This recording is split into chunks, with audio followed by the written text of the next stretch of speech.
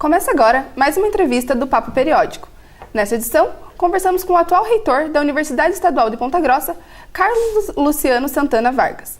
Luciano Vargas assumiu o cargo de reitor em agosto de 2013, quando o professor João Carlos Gomes deixou o posto para trabalhar na Secretaria de Estado da Ciência, Tecnologia e Ensino Superior.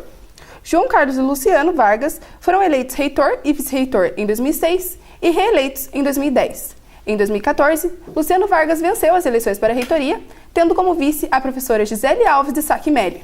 Em 2018, Luciano optou por não disputar as eleições. A posse do novo reitor ocorre na próxima sexta-feira. Olá, Luciano, é um prazer recebê-lo aqui em nosso estúdio. O prazer é meu e fico muito satisfeito de poder estar aqui.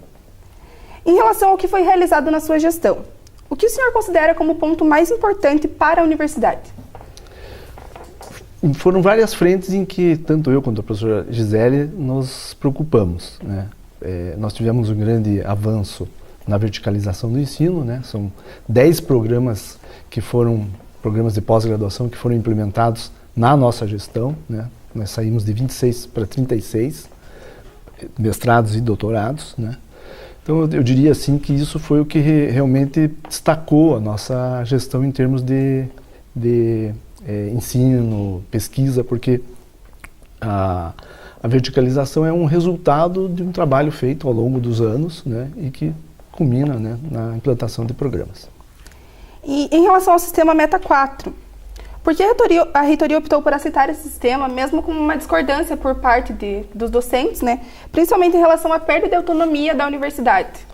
Nós resistimos ao Meta 4 o quanto nós pudemos, né? Chegou ao ponto, inclusive, do próprio Tribunal de Contas nos colocar na condição já de improbidade administrativa, né? Então, todos os reitores hoje respondem por não ter acatado o decreto, né? O decreto de 2014, né? E nós fomos resistindo, chegou um ponto que não deu mais, nós tivemos que acatar, porque senão o risco seria de pessoal para o patrimônio das pessoas, né, do reitor, no caso. A sua gestão enfrentou diversos tipos de cortes, né, como nas bolsas de pesquisa, de extensão e principalmente o corte de verba de custeio. Qual foi o período que isso se tornou mais agudo? Com relação às bolsas, na verdade, os cortes foram mais por parte do governo federal, mas na universidade nós acabamos compensando com bolsas próprias da universidade. Então nós, durante o período de 2013 até 2016, 2018, nós tivemos um aumento do número de bolsas, né, em mais de 500 bolsas. E em relação ao corte de verba de custeio, teve algum período que isso foi muito grave para a universidade? O pior período foi 2016, né, em que realmente os cortes foram bastante grandes. E até agora nós não recuperamos. Então, de 2013, 2014, 2015, nós tivemos um crescimento no custeio. 2016 foi muito grave o corte, na ordem de 30%. E de lá para cá, esse corte se manteve compensado por repasse de outros recursos na forma daí de investimentos. Nós, aqui da equipe do periódico, analisamos o plano de desenvolvimento institucional. No setor de gestão pública, a gente observou que metade das metas, 311 de 611, elas foram rejeitadas. Das metas que foram aprovadas, a maioria se enquadram em exoneração de funcionários, aposentadoria e tudo mais. Enquanto as rejeitadas tratam principalmente de contratação de corpo docente e de servidores, né, agentes universitários das mais diversas áreas. Isso, né, nos revela uma possibilidade de déficit. Esse déficit realmente está acontecendo e o que isso impacta no funcionamento da instituição? O déficit de servidores, então técnicos, agentes universitários, né, que são os que dão apoio para as atividades de ensino, pesquisa e extensão. É real, né, houve uma diminuição do número de contratações, né, compensada por servidores temporários, mas realmente houve, e esse vai ser o grande desafio para a próxima gestão, recompor o quadro de servidores da instituição. O dos professores se manteve, então nós não tivemos assim nenhum déficit maior, a não ser um pouco mais de professores temporários, em função de nós não termos ainda conseguido fazer a contratação dos professores já concursados. A última obra inaugurada na sua gestão foi a Biblioteca do Campus do Varanas. Há servidores suficientes para trabalhar nesse setor, né, principalmente em relação a esse déficit e tudo mais? Não há. De fato, como eu disse, o desafio grande que vai haver por conta das próximas administrações, não só da UEPG, mas de todas as universidades estaduais, é recompor o quadro de servidores. Só a UEPG, nós temos um déficit hoje de mais de 200 servidores. A sua gestão, né, enfrentou duas greves, né, a de 2014 e 2018. Uma no segundo ano de mandato em 2015 e a outra em 2016, que teve o movimento das ocupações, né, e até a reitoria foi ocupada. E como essas greves impactaram no seu mandato e na UEPG enquanto instituição? Tanto eu quanto a professora Gisele e a maior parte da equipe que estava nos acompanhando, nós entendemos como as greves como sendo legítimas, né? Tanto a primeira de 2015 quanto a outra de 2016, porque as reivindicações dos professores eram bastante justas, né? Então nós apoiamos os sindicatos naquelas reivindicações. E tenho certeza que se não fosse o trabalho feito pelos professores, enfim, no Paraná todo, pela frente que comanda os sindicatos, nós teríamos tido perdas bastante significativas nos nossos direitos. As ocupações foi um episódio que eu entendo assim, não era contra a reitoria, né, esta reitoria, foi uma coisa que foi feita, trabalhada em conjunto no Brasil todo, né? Então a gente também achou que ali tinha alguma coisa de justo nas reivindicações, tanto que fizemos um acordo com aquele movimento, né, que imagino que depois viabilizou a eleição junto ao DCE, acho que são as pessoas da mesma linha, vamos dizer assim, de pensamento. Fizemos um acordo e cumprimos o acordo. Acho que a parte também dos alunos foi cumprido. Então, até agora, estamos em paz, vamos dizer assim. E esses estudantes que ocuparam a reitoria, eles não respondem nada por essa ocupação? O único evento que, vamos dizer assim, sindicância que havia, terminou agora, foi arquivada, né? Ficou uma aluna só como sendo caracterizada a participação dela, mas como não havia nenhum dano maior, os alunos recuperaram, consertaram a porta, enfim, houve todo um acordo, eu pedi para arquivar o processo, então não houve nenhuma penalidade. O que houve foi uma penalidade para um professor e para duas pessoas que não eram da comunidade universitária, que tiveram que se retratar perante um servidor que foi agredido, né, um professor que foi agredido na época. Eles se retrataram, o processo também já foi extinto na vara, na justiça comum.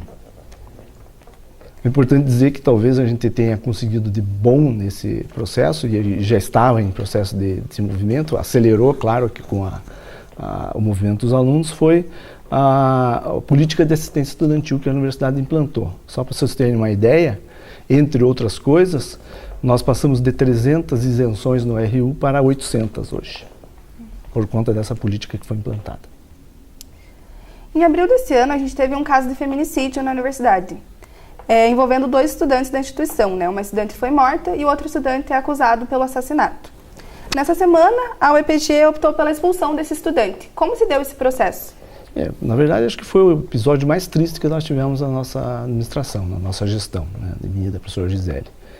É uma coisa que não se podia imaginar que pudesse acontecer da forma como aconteceu, né?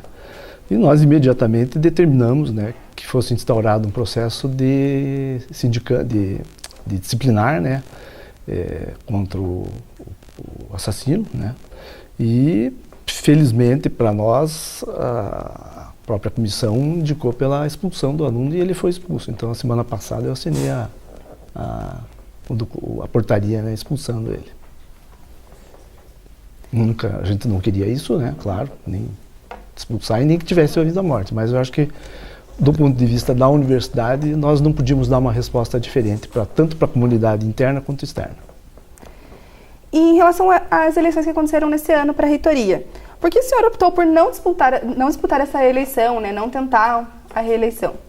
Na verdade, eu sempre fui contrário à reeleição. Eu acho que a reeleição não é boa nem para a pessoa e nem para a prefeitura, para o governo, enfim, seja lá o que for. Para a universidade não é diferente.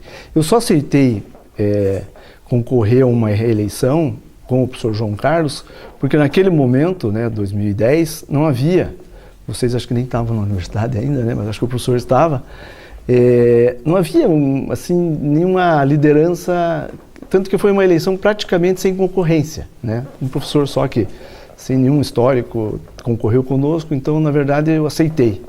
Mas assim, já foi forçando um pouco as minhas convicções. E eu disse, quando eu assumi a reitoria em 2014, que eu não iria para a reeleição já para avisar todo mundo, para todo mundo já se preparar, montar seus grupos, etc., né, para que eu não tivesse nenhuma dúvida, tanto eu quanto a professora Gisele. A evasão ainda é um grande problema, né, um desafio das universidades e um desafio para a gestão das universidades. Como a sua gestão trabalhou para diminuir essas evasões? Eu penso que a política estudantil que foi implementada, ela tem esse viés também. O que nós buscamos é fazer com que a gente possa ter meios, né, de fazer com que as pessoas fiquem mais, possam permanecer na instituição. Isso, claro, que vai ocorrer ao longo do tempo. Então, só para vocês terem essas bolsas, esse incremento de bolsas que nós tivemos, parte delas foram objetivando atender esses alunos que eventualmente teriam que sair. Nós instituímos, assim, de forma emergencial, algumas bolsas para pessoas que realmente estavam em situação de bastante dificuldade, né, e elas eram bolsas temporárias, né, para resolver questões emergenciais. Isso foi implementado também. Acredito que em alguns casos a gente conseguiu que o aluno permanecesse, mas em outros, infelizmente, não conseguimos. Eu gostaria de agradecer novamente a sua presença aqui no nosso estúdio e, para encerrar essa conversa, uma última pergunta. O que o senhor espera da próxima gestão? Eu penso que a universidade é um processo contínuo, né? Não depende muito do reitor de plantão, né? Se o reitor não atrapalhar, né, que é o que a gente tentou fazer, mas a gente também não foi 100% de acerto, eu acho que a universidade caminha. A universidade ela tem já uma tendência normal, natural de crescer, de evoluir, de se qualificar, né, e servir melhor a comunidade. Eu penso também que existe um grande desafio por parte dos novos gestores, e eu desejo que eles vençam esses desafios, que é uma discussão toda no âmbito de Brasil, do próprio Estado, vamos dizer assim, de um certo questionamento da Universidade Pública Brasileira. Isso nos preocupa muito, nós que vivemos esse tempo todo na Universidade Pública, né? Eu encerro a minha carreira universitária agora com 35 anos de exercício do magistério e tendo ocupado várias funções dentro da instituição, eu vejo com muita preocupação o que virá para frente em relação ao ensino superior público brasileiro. Muito obrigada. Essa foi mais uma entrevista do Papo Periódico. Voltaremos na próxima semana com mais um convidado especial. Até a próxima!